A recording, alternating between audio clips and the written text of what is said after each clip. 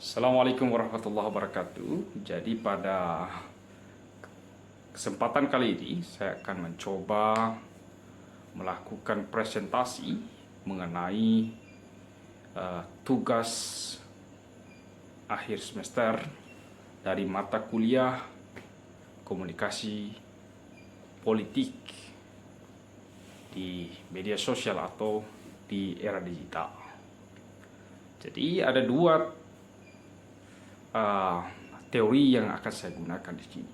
Pertama, teori freedom to hate yang dijelaskan oleh Merlin Alim, dan juga teori populisme politik dari George Wigner. Jadi ada beberapa fenomena yang cukup populer akhir-akhir ini dan juga mewarnai berbagai macam perspektif politik publik dan juga masyarakat Indonesia pada umumnya, juga secara global. Pertama, saya akan membicarakan tentang teori freedom to hate. Jadi teori freedom to hate yang dijelaskan oleh Merlin Alim menjelaskan tentang bagaimana kesempatan atau demokratisasi di media sosial justru menimbulkan perpecahan, justru menciptakan berbagai macam ujaran kebencian yang dilakukan antar sesama anak bangsa. Kita saksikan kilas balik Pilkada DKI 2017. Merlin Alim menjelaskan dengan baik bagaimana Pilkada DKI Jakarta 2017 menimbulkan banyak ujaran kebencian, baik di media sosial ataupun secara offline. Merlin Alim melihat dan mencatat bahwa Pilkada DKI Jakarta telah menyumbangkan banyak sekali ucapan kebencian. Bahkan ia mencatat sewot.com misalnya, atau website pendukung daripada Pro Ahok. Jadi website ini saking viralnya telah mengalahkan berbagai macam platform yang telah menguasai Indonesia di bidang media. Bayangkan saja selama 1 tahun, sejak 2016 hingga 2017, sewot.com sudah dibaca 56 juta kali oleh para pembaca. Ini menunjukkan apa? Bahwa kebencian yang diciptakan di media sosial telah menimbulkan gelombang yang cukup masif dari berbagai macam elemen. Hal ini juga diperparah oleh adanya gelembung media sosial yang diciptakan melalui apa yang dinamakan kantong algoritma.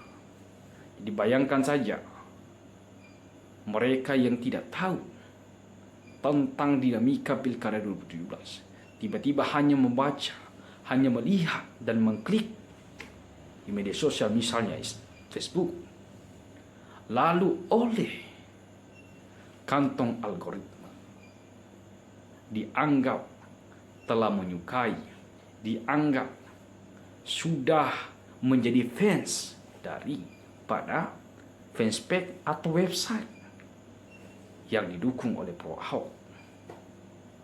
Sehingga seluruh timeline media sosial, seluruh beranda media sosial yang dimiliki oleh pengguna akan memunculkan seluruh informasi tentang para pendukung Ahok.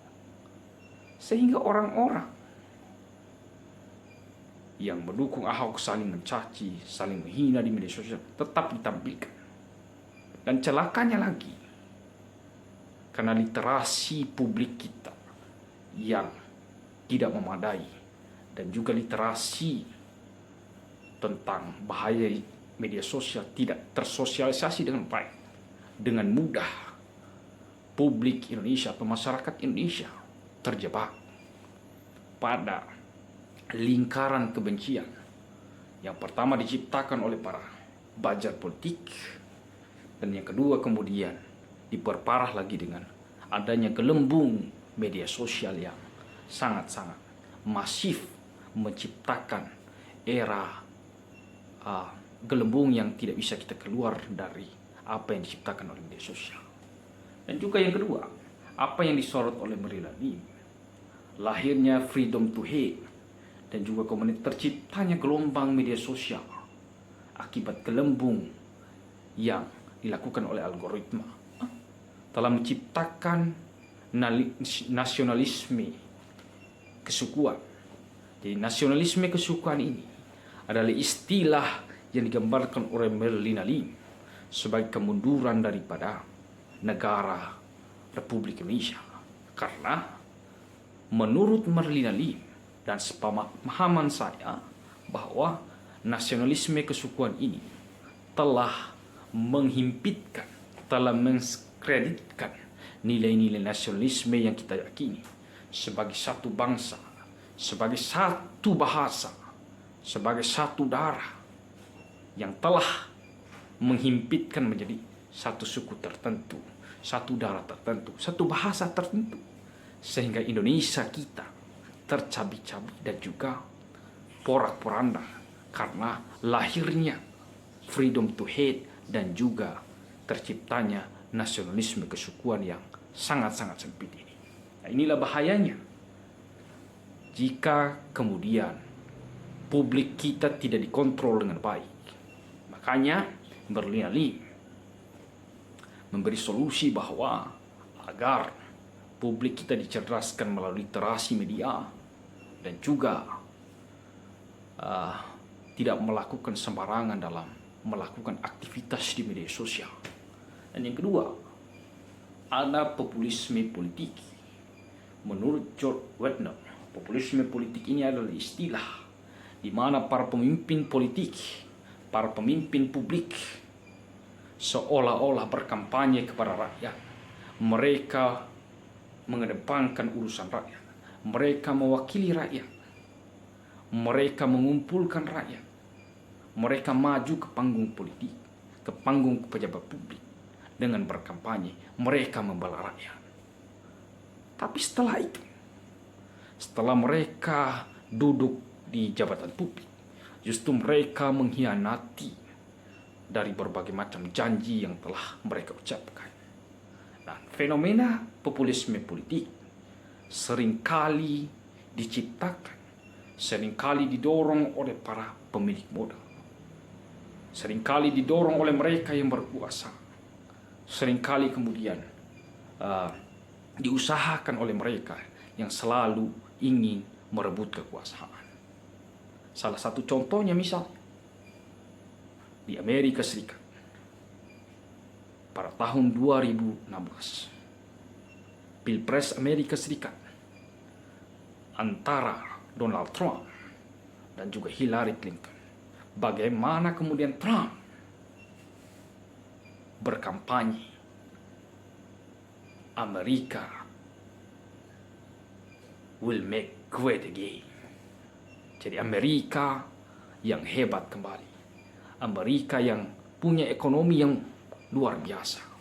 Punya ekonomi yang hebat ketika dia jadi. Namun nyatanya justru Donald Trump tidak mampu menyelamatkan Amerika dari krisis ekonomi yang sangat masif pada saat itu. Sehingga apa yang terjadi? Donald Trump pada Pilpres tahun lalu melawan dari Partai Demokrat justru mengalami kekalahan. Padahal dirinya adalah petahana. Ini adalah contoh bagaimana populisme politik bekerja. Mereka mengedepankan rakyat ketika kampanye, tapi ketika jadi, dia lupa kepada rakyatnya. Salah satu